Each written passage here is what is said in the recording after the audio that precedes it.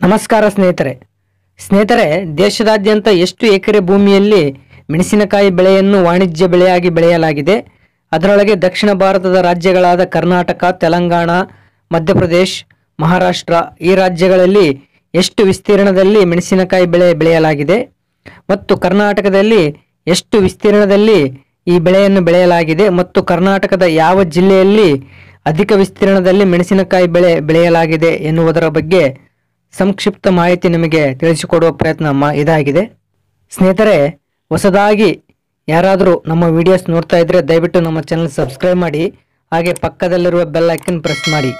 ಸ್ನೇಹಿತರೆ, ಮೆಣಸಿನಕಾಯಿ ಬೆಳೆಯನ್ನು ದೇಶದಲ್ಲಿ ಎಷ್ಟು ವಿಸ್ತೀರ್ಣದಲ್ಲಿ ಬೆಳೆಯಲಾಗಿದೆ ಎನ್ನುವ ವಿಷಯ ಏಕೆ ತಿಳಿಸ್ತಿದ್ದೇನೆಂದರೆ, ಮೆಣಸಿನಕಾಯಿ ಬೆಳೆಯನ್ನು ಬೆಳೆಯುವ ವಿಸ್ತೀರ್ಣ ಮೆಣಸಿನಕಾಯಿ ಬೆಲೆಯನ್ನು ನಿರ್ಧಾರ ಮಾಡುವ ಅಂಶಗಳಲ್ಲಿ ಇದು ಕೂಡ ಒಂದಾಗಿದೆ. ಸ್ನೇಹಿತರೆ, ಭಾರತದಲ್ಲಿ 130.2 ಮಿಲಿಯನ್ ಹೆಕ್ಟರ್ನಷ್ಟು ಕೃಷಿ ಭೂಮಿ ಇದೆ. ಅಂದರೆ ಸರಿಸುಮಾರು 32,17,31,207 ಎಕರೆ ಕೃಷಿ ಭೂಮಿ ಭಾರತದಲ್ಲಿದೆ. ಇದು ಭಾರತದ ಒಟ್ಟು ಭೂ ವಿಸ್ತೀರ್ಣದಲ್ಲಿ 42.8% ಕೃಷಿ ಭೂಮಿ ಇದೆ. ಇಂತಹ ಸಮೃದ್ಧಿ ಕೃಷಿ ಭೂಮಿಯನ್ನು ಭಾರತ ದೇಶ ಹೊಂದಿದೆ.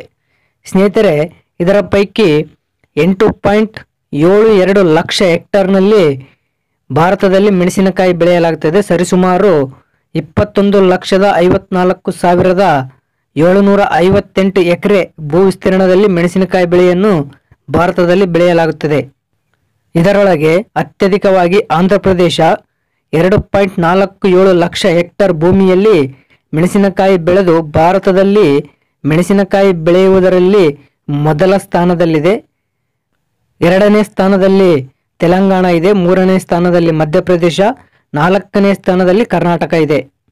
ಕರ್ನಾಟಕದಲ್ಲಿ 2024-25ನೇ ಸಾಲಿನಲ್ಲಿ ಸರಿಸುಮಾರು 1,20,000 ಹೆಕ್ಟರ್ಗಿಂತ ಅಧಿಕ ಭೂ ವಿಸ್ತೀರ್ಣದಲ್ಲಿ ಮೆಣಸಿನಕಾಯಿ ಬೆಳೆಯನ್ನು ಬೆಳೆಯಲಾಗಿದೆ. ಇನ್ನು ಕರ್ನಾಟಕದಲ್ಲಿ ಬಳ್ಳಾರಿ ಜಿಲ್ಲೆಯಲ್ಲಿ ಅತ್ಯಧಿಕವಾಗಿ ಮೆಣಸಿನಕಾಯಿಯನ್ನು ಬೆಳೆಯಲಾಗುತ್ತದೆ. ಬಳ್ಳಾರಿ ಜಿಲ್ಲೆಯ 1,73,000 ಕೃಷಿ ಭೂಮಿ ಇದ್ದರೆ ಅದರೊಳಗೆ 37,000 ಹೆಕ್ಟರ್ನಲ್ಲಿ ಮೆಣಸಿನಕಾಯಿ ಬೆಳೆಯನ್ನು ಬೆಳೆಯಲಾಗಿದೆ. ಇದರಿಂದ ಬಳ್ಳಾರಿ ಕರ್ನಾಟಕದಲ್ಲಿ ಮೆಣಸಿನಕಾಯಿ ಬೆಳೆಯುವುದರಲ್ಲಿ ಮೊದಲನೇ ಸ್ಥಾನದಲ್ಲಿದೆ. ನಂತರ ಸ್ಥಾನದಲ್ಲಿ ರಾಯಚೂರು, ಹಾವೇರಿ, ಧಾರವಾಡ, ಹುಬ್ಬಳ್ಳಿ ಜಿಲ್ಲೆಗಳಿವೆ.